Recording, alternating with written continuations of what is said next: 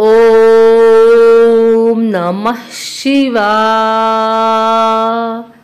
आइए सुनते हैं सोमवार की यह कथा।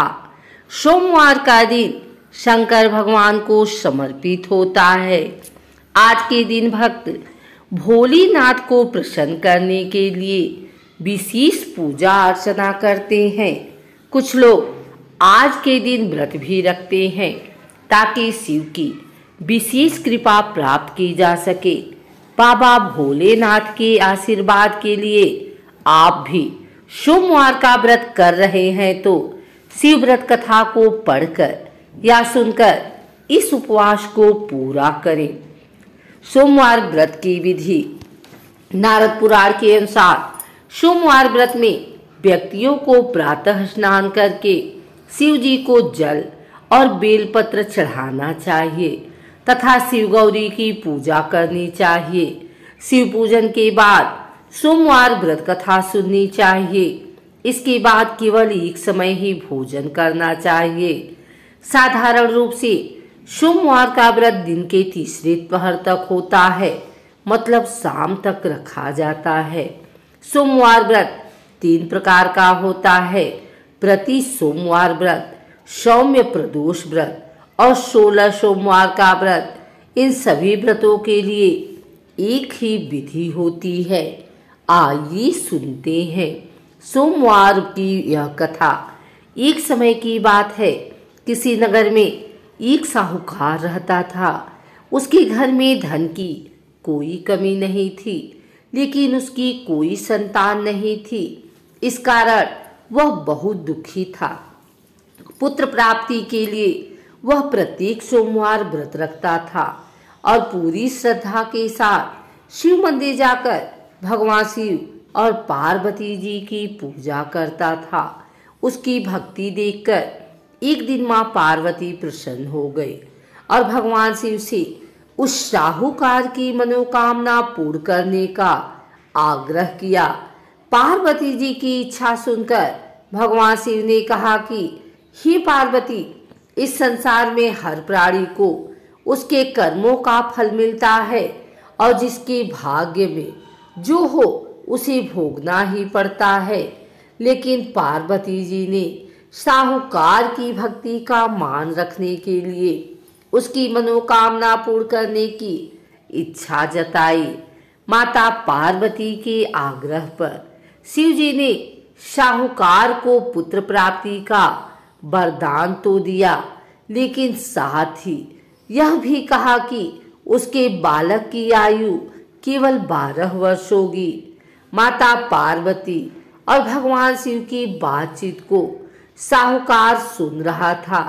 उसे ना तो इस बात की खुशी थी और ना ही दुख। वह पहले की भांति शिव जी की पूजा करता रहा। कुछ समय के बाद साहूकार के घर एक पुत्र का जन्म हुआ। जब वह बालक 11 वर्ष का हुआ तो उसे पढ़ने के लिए काशी भेज दिया गया।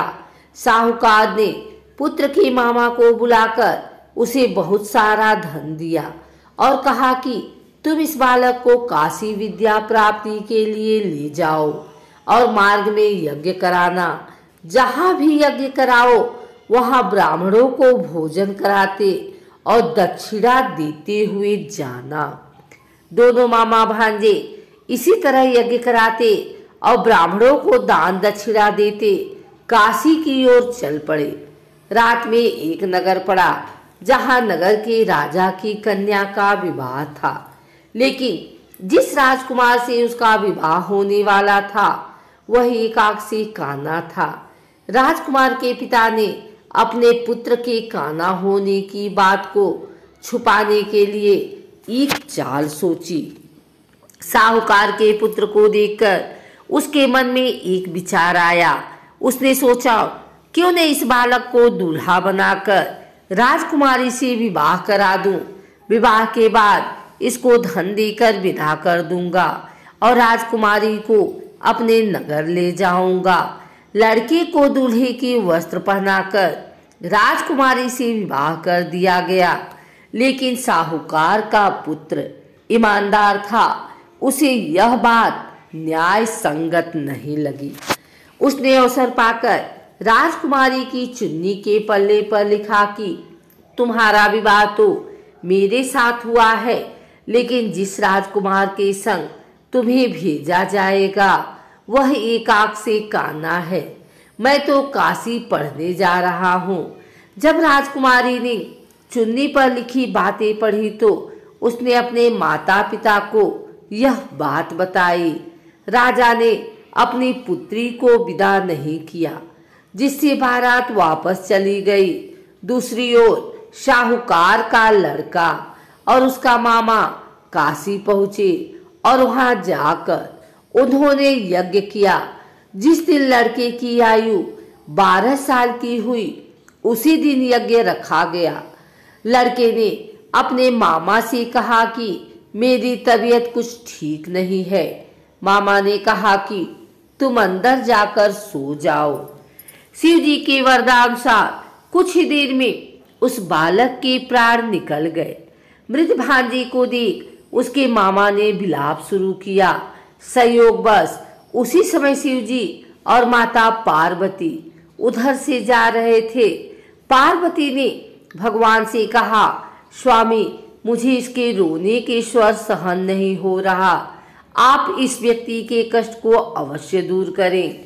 जब शिव जी मृत बालक के समीप गए तो वह बोले कि यह उसी साहूकार का पुत्र है जिसे मैंने 12 वर्ष का आयु का वरदान दिया।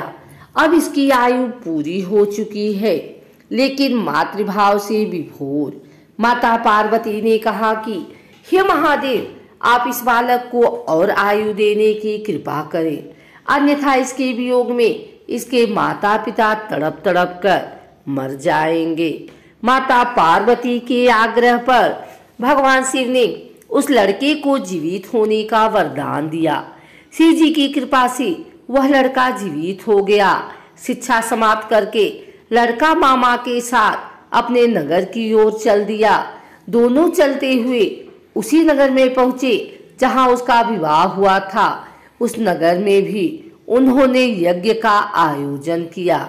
उस लड़के के ससुर ने उसे पहचान लिया और महल में ले जाकर उसकी खातिरदारी की और अपनी पुत्री को विदा किया।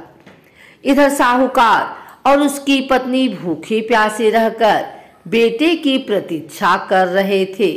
उन्होंने प्रण कर रखा था कि यदि उन्हें अपने बेटे की मृत्यु का समाचार मिला तो वह भी प्राण त्याग देंगे, परंतु अपने बेटे के जीवित होने का समाचार पाकर वह बेहद प्रसन्न हुए। उसी रात भगवान शिव ने व्यापारी के स्वप्न में आकर कहा कि हे श्रेष्ठी, मैंने तेरे सोमवार के व्रत करने और व्रत कथा सुनने से प्रसन्न होकर तेरे पुत्र को लंबी आयु प्रदान की है। इस प्रकार जो कोई सोमवार व्रत करता या कथा सुनता और पढ़ता है उसके सभी दुख दूर होते हैं और समस्त मनोकामनाएं पूर्ण होती हैं।